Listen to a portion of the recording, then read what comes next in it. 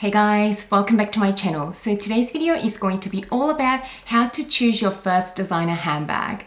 So for the most of us, we work really hard to save up for these goodies, especially if it is your first designer handbag purchase. You want to make sure that you are getting the one that you'll get a lot of use out of and that you will love for years to come. So I'm going to be going through 5 different factors I think are really crucial for you to consider when you are thinking of purchasing your first handbag, and I'll also be sharing with you my 6 recommendations when it comes to what I think will make a very good first designer handbag. And I'll share my personal first designer handbag as well. So I have loads of eye candy coming up and I hope you enjoy this video. Before we get into the video, if you are new to my channel, welcome. I am so glad you're here. My name is Isabelle and I do new videos on fashion and luxury every single week. So if you enjoy these types of content, I'd love it if you subscribe to my channel and hit that notification bell button as well so you are notified every single time that I upload a new video. So the very first thing to consider is to think about what the purpose of your new amazing bag would be. So everyone's got a different lifestyle and different preferences. So you need to consider, do I want my first designer bag to be something really practical that I can use day to day as a work bag or a daily bag that can carry a lot with me? Or do I want a special occasion bag that I want to keep special for those dinners, date nights and things like that? And I actually don't mind if I use some of my other bags that I've already got for your day-to-day or work bag. If you do want the cost per wear out of this handbag that you're gonna buy and you want to rock it all the time, I say go for a daytime bag. So my very first handbag was this beautiful Louis Vuitton Speedy 30 in the Damier Ebene print. So I definitely opted for a daily bag as my first designer bag because I didn't want to spend so much money and then not be able to use my new baby for weeks and weeks until I had some sort of special occasion to attend to. So for me, I opted for this. But you might have a different lifestyle where you go out tons at night or you're already happy with your day-to-day bag and it doesn't have to be designer. Then I'd say go for a more sort of evening bag or a smaller bag that you can carry out with a more dressy outfit. And if that's the case, my recommendation would be a smaller handbag that can still fit a few things in it. And I would go for something like this. So this is a Chanel mini bag. Mine's in the black lambskin and in the square shape. So this is a classic sort of bag, but it is technically seasonal because Chanel doesn't do this bag every single season. But it is small enough that you can carry out in the evenings or even running errands if you don't carry a lot with you. This is great for day to night as long as you don't need to carry so much with you. So I'd really recommend this because it is so versatile and it just makes any dressy or casual outfit. So this is a very good choice if you don't need to carry heaps with you all the time. The second important thing to consider when you are choosing your first designer handbag is the color of the bag.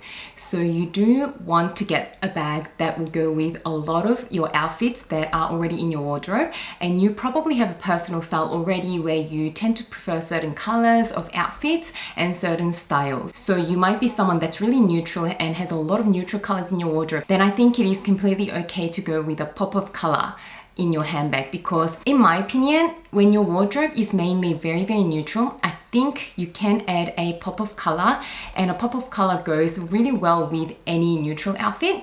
So you can go for a red bag, a pink bag, you know, even a green bag, you know, anything that really makes your heart happy. I think you can really rock a colorful bag. But personally, as a first handbag, I would definitely recommend a neutral color. When you do get a handbag that is more on the neutral side, it will go with so many different outfits.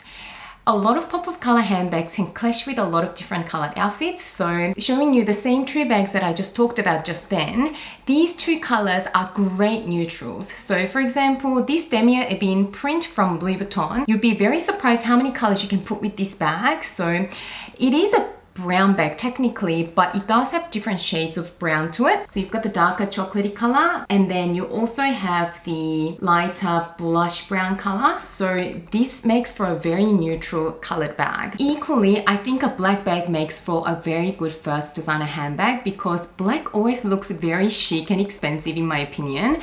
And black, you really don't have to worry about color transfer. You don't have to baby your bag because it is such a dark color. You can really go for it and get the use out of your bag without having to worry about getting marks or anything on the bag.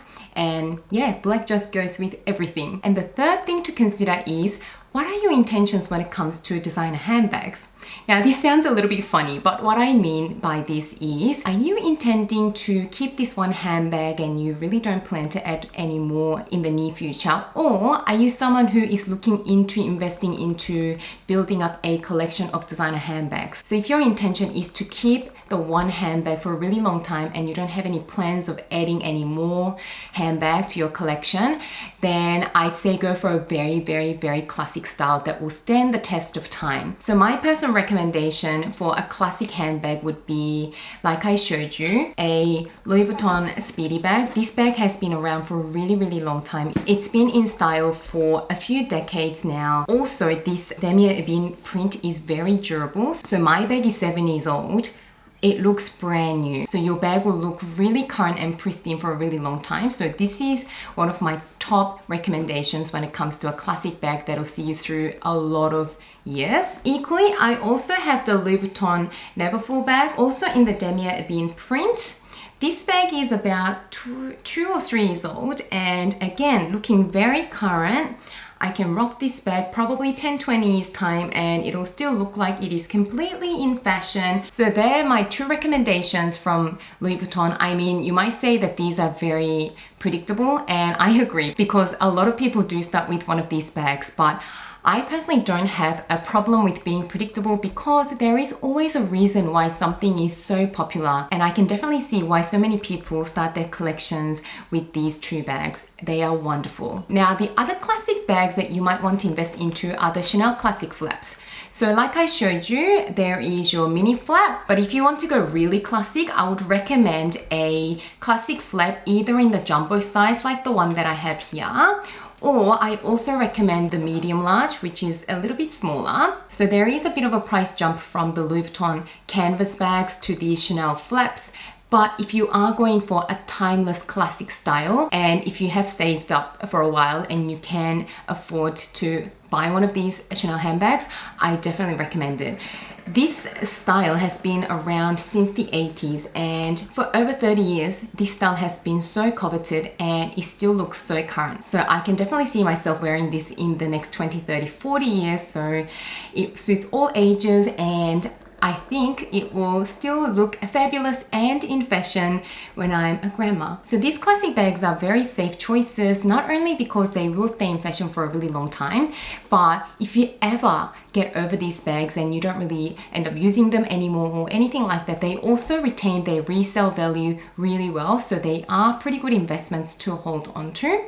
And if you hold on to these bags long enough, they do go up in value, these classic styles. So if ever you want to resell them for any reason, you can probably recoup all of the money that you've spent on these designer goods, or even make a little bit of money if you have kept these bags in a good condition and the prices have jumped up. But if you are someone that just looks at these classic bags and go, they are so everywhere, and I do want something that's a bit more on trend, or I am happy to go for a slightly trendy bag and I'm okay if I use the heck out of this item for the next 2-3 years, and if they're not in fashion anymore, I'm okay with that because I've got my money's worth by using them so much, and I don't care whether it's in trend or not, I just absolutely love this bag, then I think it is completely a fantastic idea for you to even choose any of the trendy bags. So at the moment, Gucci bags are really trending, and my pick is this Gucci Soho Disco bag. I say this is slightly more trendy bag because it hasn't been around for 30-40 years like the other bags that I showed you from Chanel and Louis Vuitton. But it is a very classic style. It is a camera bag, which is a very classic silhouette, and the price point is excellent. This one retails for about 1,400 Australian dollars at the moment. If you were to get a full leather handbag any kind from Louis Vuitton, you can't get anything under about $2,000. So if you want a full leather bag that feels really nice and plush and still feels really luxurious, but you do want something that's slightly more affordable, I think Gucci has some great options. Another slightly more trendy designer handbag that I think will be a really good first pick is this Givenchy Antigona bag. This bag has been trendy for quite a few years now. It has been going pretty strong, but again, the reason I'm saying this is more on the trendy side is because it hasn't been around for 30-40 years, so it hasn't really stood the test of time yet. If you do want something chic that is going to elevate your outfit and that you're going to get heaps of use out of, and you want the understated look, there is nothing better than this bag. So the next thing to consider would be your budget. So I've briefly touched on this when I discussed the Chanel bags and Louis Vuitton bags and Gucci bags just then, but it is very important to set yourself a budget that you're comfortable with spending on a handbag. Go for something that's a really good value for money. I will go through the prices of my recommendations and sort of give you an idea what sort of bag would fit your budget. So my first designer handbag, the Speedy size 30, this one at the moment retails for around 1,400 Australian dollars, which isn't a terrible price for a designer handbag, but when I purchased this bag it was $825, so I was actually quite comfortable with the price tag that this bag carried. So with the first bag, I think this is a very good price point and you can really get your cost per wear down because you can really use this bag day to day. My next recommendation, which is the Louis Vuitton Neverfull in the size MM. This one retails for $1,810 Australian dollars at the moment. This I think is still a pretty good purchase for the price because you again get a lot of use out of it, and it also comes with a tiny little pouch that you can use as a clutch if you want to use it in the evenings. So you do get a separate pouch that you can use as a mini handbag as well. So I definitely think that this is not a bad price for a first designer handbag. The next one, like I mentioned, this is a Gucci Soho Disco bag, retailing for around the 1,400 Australian dollar mark. And I've already mentioned why I think it is such a good value for money bag. And I think this is a very good price point for a first handbag. Next up is the Givenchy Antigona bag. I think this retails for around 3,000 Australian dollars at the moment. When I picked it up, it was around $2,000. Being a full leather bag that holds its structure really well over the years. So this one definitely costs a little bit more than the canvas bags or the Gucci leather bags, but if you really like this aesthetics, I definitely think it is worth it. And then the most costly bags from my recommendation list would be the two Chanel bags. So like I showed you before, I've got the mini and the jumbo. Now they cost a lot more. So the mini in Australia at the moment cost around $3,800, which is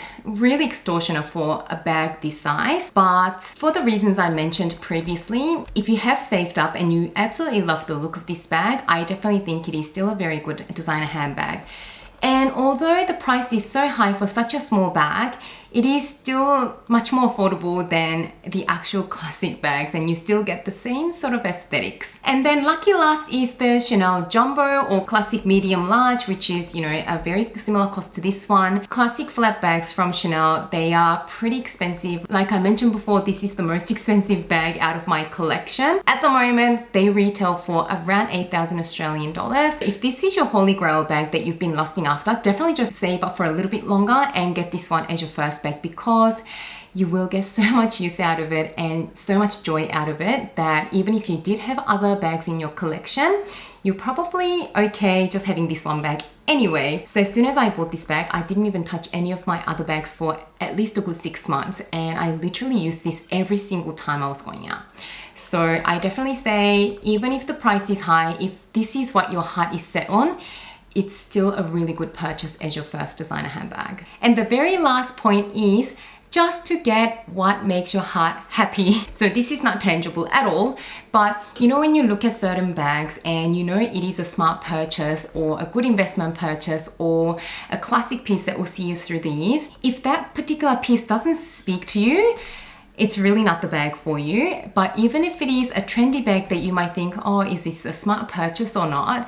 You might be wondering that, but if that bag just makes you so happy and you can just think of a lot of different outfits that you can pair that bag with and you feel like you can get so much use out and joy out of that one, just go for that one. So that's it for this video, guys. If you have any other suggestions as to what you think will make a very good first designer handbag, do leave them in the comments below, because this is a community and it is so helpful to share different ideas and opinions. I really hope that you enjoyed this video, and if you did, don't forget to give it a thumbs up and subscribe to my channel.